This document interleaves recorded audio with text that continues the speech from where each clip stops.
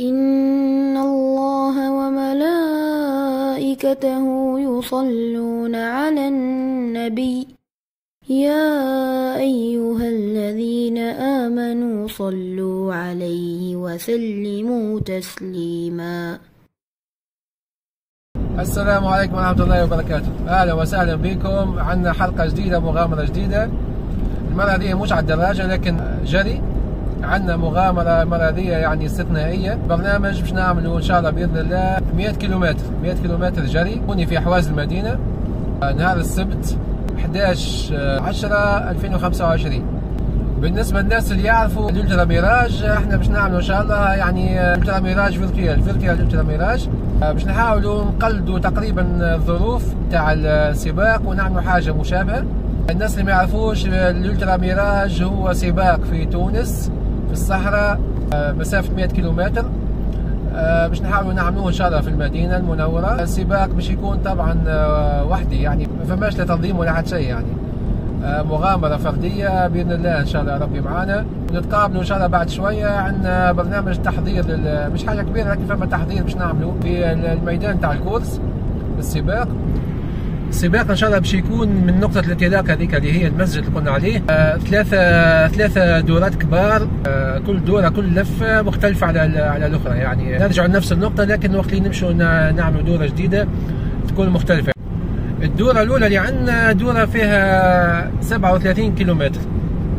هذه باش تكون مقسمة على جزئين، يعني الجزء الأول 19 كيلومتر والجزء الثاني تقريبا 18. احنا توا اليوم ماشيين عندنا زوز نقاط الطريق يعني في السيركوي بتاعنا باش نحطوا فيهم الماء، خاطر نحتاجوا الماء اللي بتنجم تخرج به من نقطة الانطلاق باش تعمل دورة ب 37 كيلومتر.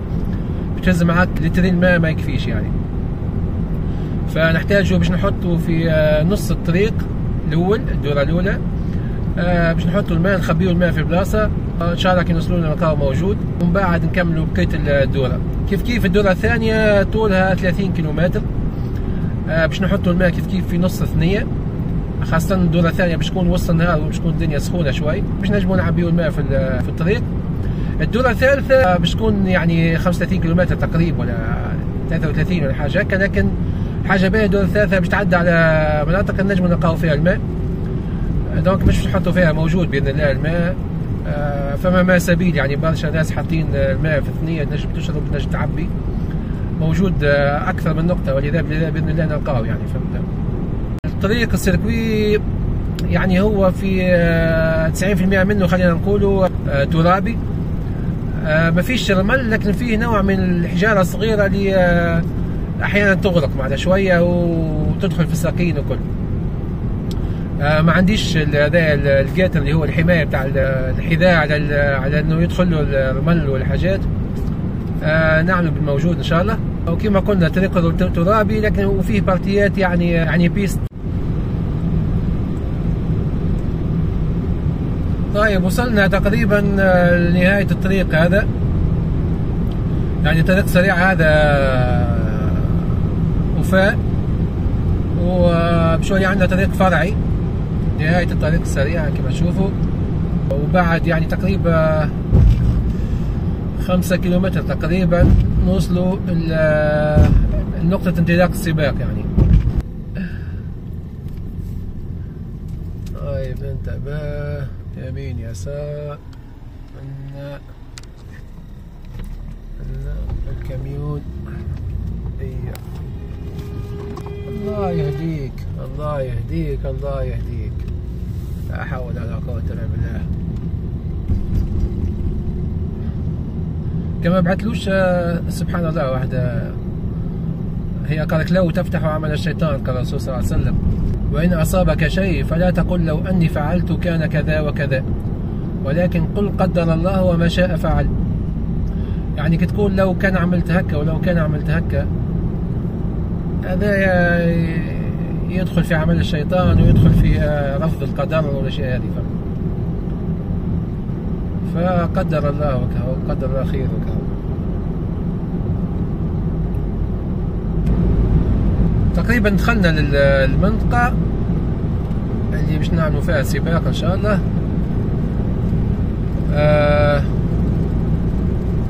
المنطقة خالية شوي، لكن فيها يجيو ناس يقعدوا هون يخيموا ساعات ويعملوا جلسات هكا.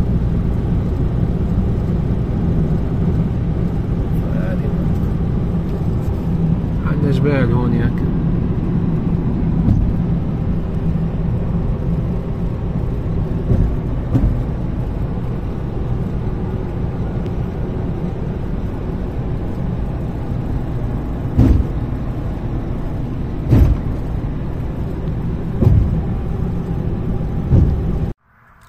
هاي سيدي وصلنا ان شاء الله. خلينا نشوفوا البلاصة هذه، شوفوا الوضع كل مريق ان شاء الله باذن الله. كما تشوفوا المنطقة هذه ان شاء الله باش تكون منطقة السباق ان شاء الله. سباق بيني وبين روحي ولا سباق ضد الوقت، لكن الهدف هو اساسا راهو انك تكمل المسافة 100 كيلومتر. صراحة عملتها قبل المسافة، يعني سنة 2018 و 2019 و 2020، لكن من 2021 توقفت على الجري، والسنة الحمد لله رجعت الحمد لله رب العالمين. ولذا باش نحاولوا مسافة 100 كيلومتر انه نعملوها من جديد، ولذا الهدف يكون انك تكملها قبل كل شيء. خلينا نشوفوا بالله هل فما ماء ولا ما فماش، خاطر اخر مرة ما فيهاش ماء البلاصة، وكيك يعطلنا شوي لكن مش حاجة كبيرة، لكن ما فماش ماء، فارغة البلاصة هذه، لا يوجد موية، ما في موية. هاي مش مشكلة نجيبه معانا ان شاء الله. المهم عندنا مسجد عندنا مسجد والله. فترة برشا مرات جيت و ديما فيه ماء، يعني فهمت. ما فهمتش علاش اخر مرة. هذا كرمكم الله الحمام، وهذا المسجد الصغير. بسم الله. هو مش دهين به، كما قلنا مسجد مهجور، يعني فهمت. هذه ديما التركينة هذه تخوفني يعني. كي ندخل نقول فماش حاجة على اليمين زعما على اليسار. ومن يتق الله يجعل له مخرجا. لا إله إلا الله. موجود الضوء. فما بريز هذا. لو جبت معايا شارج أني شفت البريز هذا يخدم ولا لا، لكن ما جبتوش. أستغفر الله العظيم الذي لا إله إلا هو الحي القيوم وأتوب إليه. منطقة هادية رغم أنه فما طريق، لكن الحركة مش كثيرة يعني فيه.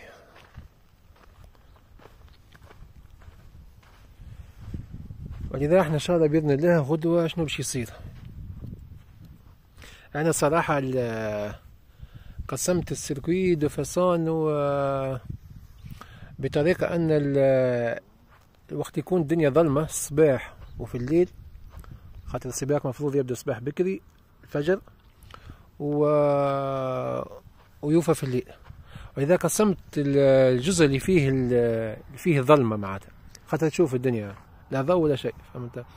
قسمت الجزء اللي فيه الظلمة انه يكون بجنب الطريق معناتها ما يبعدش، واذا الانطلاق يكون معناتها المنطقة هذه، نخرجوا من هنا نقصوا الطريق هذا ونمشيو ندخلوا شوية ونمشيو معاه الطريق القدام غادي هكا مسافة 9 كيلومتر، وبعد ندوروا على اليسار ندخلوا ورا الجبال هذوما، ندخلوا ونمشيو من غادي، ومن بعد نجيو من الناحية هذه، نجيو هكا نوصلوا لهنا. هذا الجزء الأول. ومن بعد باش نعاودوا نعمل انطلاق أخرى ونمشيو ورا الجبال هذول مقابلين مشيرة الأخرى، ونمشيو هكا ونرجعوا من هنا، وبعد نعاودوا نمشيو من هنا ونعملوا دورة أخرى ونرجعوا من. يعني هذا باش يكون إن شاء الله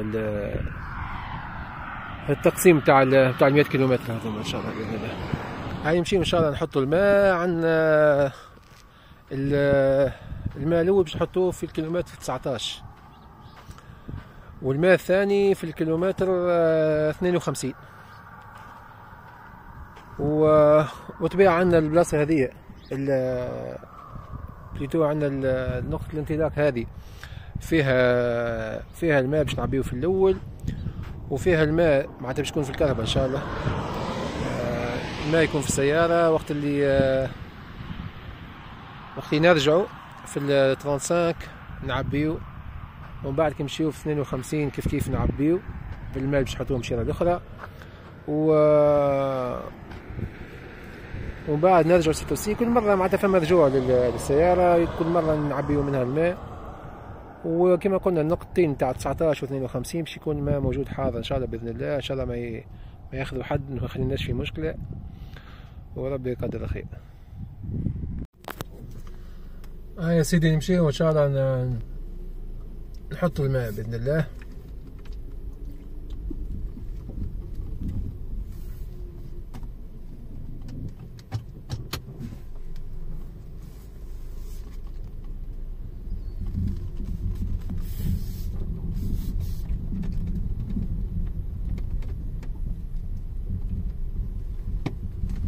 عملنا حد، توكل على ربي. الحزام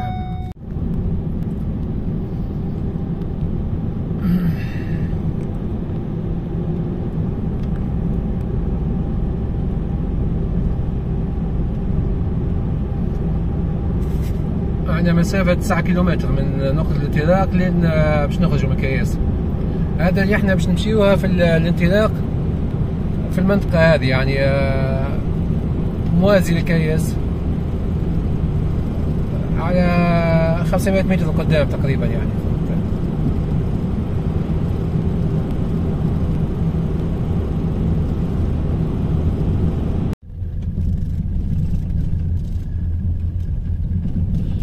عندنا جمال يا جماعة، هذوما يونسونا ان شاء الله في الطريق. غدوا على الاقل الواحد مبداش يجري وحده، هكا يجري مع الجمال.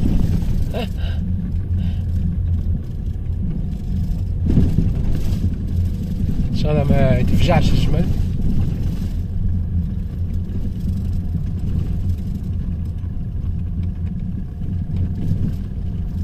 هاي يا حاج جاي، خلينا نمشيو معاك عادي.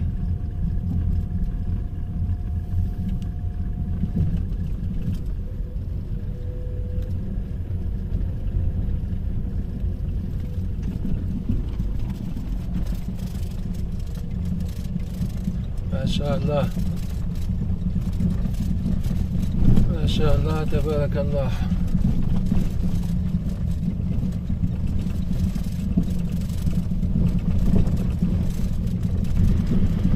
تو انا ما نخبيش عليكم، اكثر حاجه عملت لي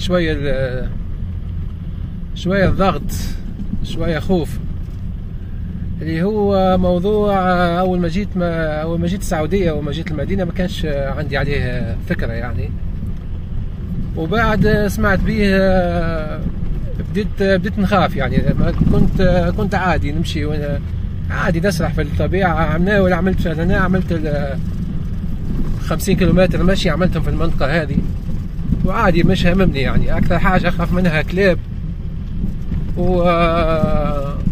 وما الكلاب مقدور عليهم يعني، فهمت.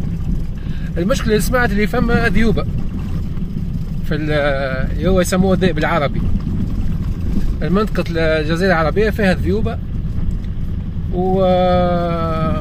والسعوديه بالطبيعه هي الاساس موجود يعني. وحتى هوني في المدينه في الجبال واحد موجود الذيب يعني، فهمت. يقولوا هم الذيب يخاف من العباد يعني، بمعنى يتجنبهم يعني، فهمت. لكن هذا ما يمنعش انه الريسك موجود، فهمت. يمكن نجم تكون كيما البروبابيليتي نتاع طيح طياره يعني، ريسك ضعيف برشا لكن يبقى موجود يعني، فهمت. ولذا يعني هذه الحاجه تخليك تتقلق شويه، تخليك تخمم شوي. لكن إن شاء الله ربي يقدر الخير. واحد يقول أذكار، وأهم حاجة فما أذكار بتاع كي من نزل منزلا. تو نقول لكم عليه الحديث من بعد نراجعوا الساعة. واحد يقول أذكار وبعد توكل على ربي إن شاء الله. توا أنا مو قريب للبلاصة، خليني نشوف وين بالضبط باش نحط الماء إن شاء الله ونرجع. هاي يا سيدي لازم نقربوا للبلاصة هذه، ثم نقطة لازم نوصلوا لها باش نحطوا فيها الماء إن شاء الله.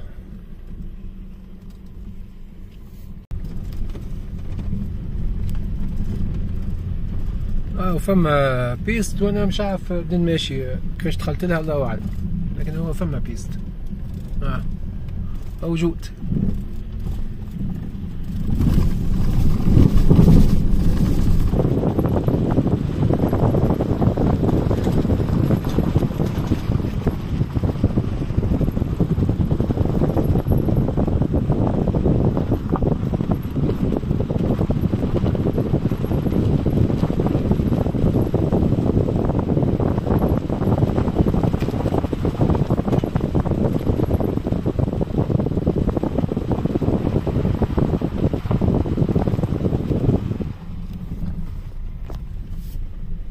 واحنا ماذا بينا نلقاو بلاصة تكون ظل في أكثر وقت أوقات النهار، يعني ما تكونش معرضة للشمس، باش على الأقل الماء ما يسخنش برشا. توا المنطقة يا جماعة هدوء تام، هدوء ربي يستر برا.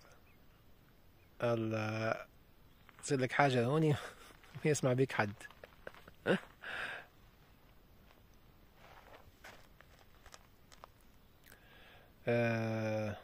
باهي باش نوريكم حكاية الماء. حكاية الماء أنا جبت زوز بيرز ماء باش نوريهم لكم توا. الماء لقيته أنا في بابي ألومنيوم، في مخي أن البابي ألومنيوم يحميها من شوية من السخانة على الأقل. لكن احنا معنا توا شكون نسألو تشات جي بي تي. باهي تشات جي بي تي قال لي كان مش سوي معناتها البابي ألو هذه يحميها من الماء من السخانة. قال لي كان باش تحطها في الشمس، قال لي على الأقل تخلي البابي ألو هكا يعكس شوية أشعة الشمس ويرجع شوية سخانة، فهمت؟ قال يا كان باش تخليه في الظل ماذا بيك تنحيه البابي ألو هذا القصدير خاطر يولي يشد السخانة، بالعكس يعني، فهمت؟ دونك أنا ماذا بي نحطها في بلاصة ظل صراحة على الأقل يعني ما تسخنش برشا، فهمت؟ هي بالنسبة للغدوة الصباح مش مشكلة، خاطر البلاصة هذه باش نجيها بكري، مازال الدنيا ما سخنتش، نجيها ساعة بعد ساعة من توا حاجة هكا شكون لاباس إن شاء الله. بينما الأخرى باش تكون في الشمس أكثر معناتها، فهمت؟ الأخرى بناتها في وسط النهار، فهمت؟ فهذه ما تجيها كان سخانت اليوم، ظني نخليها لهنا في الظل، خليها تجيها الشمس من بعد ترجع تبرد في الليل، والصباح نلقاها على الأقل سفا. دوك نحيلها البابي ألو ونحطها في بلايصة ظل هنا، وإن شاء الله ما يمس حد. حطيتها هوني تحت حجرة، يظهر كأنه غارب تحت نش تصير. حطيتها تحت حجرة على الأقل ما تكونش اكسبوزي للشمس بإذن الله. الشمس بعد ما تخرج من هنا باش تكون مغطية هي بإذن الله. المهم إن شاء الله ما يمسها حد. هكا هو احنا كيف نجيو منها هكا بالشيرة هذه، وعلى أساس باش نتعداو هكا وندخلوا غادي هكا، هي هذيك. دونك احنا نتعداو ان شاء الله كي نوصلوا هوني، نتعداو ناخذ ان شاء الله الماء باذن الله. برواسي أن تميد بهم وجعلنا فيها فجاجا سبلا لعلهم يهتدون.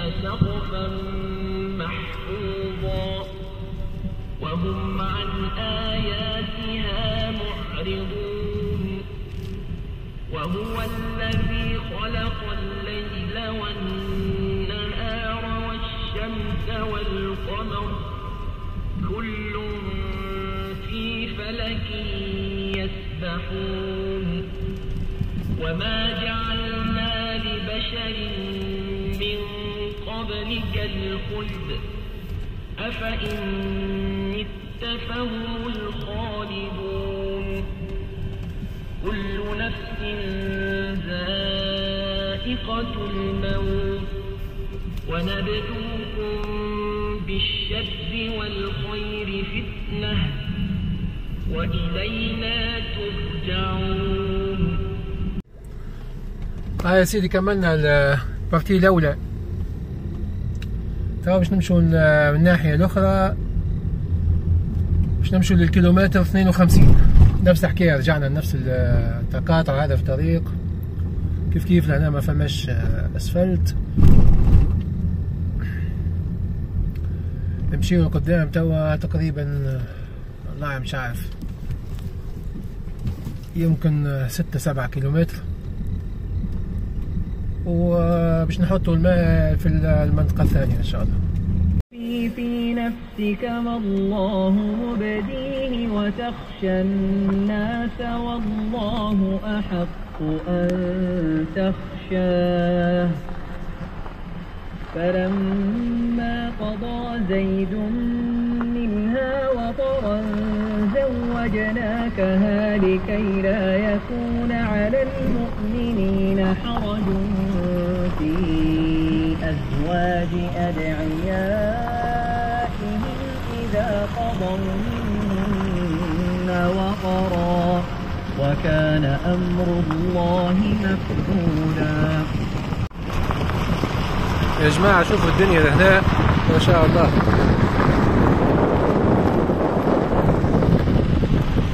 يعني واحد ربي يسترك هو يلقى روحه في بلايص كيف هكا وحده،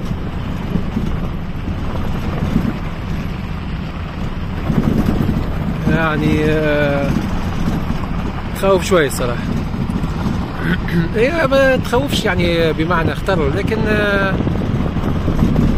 تعملك شوية ستريس يعني.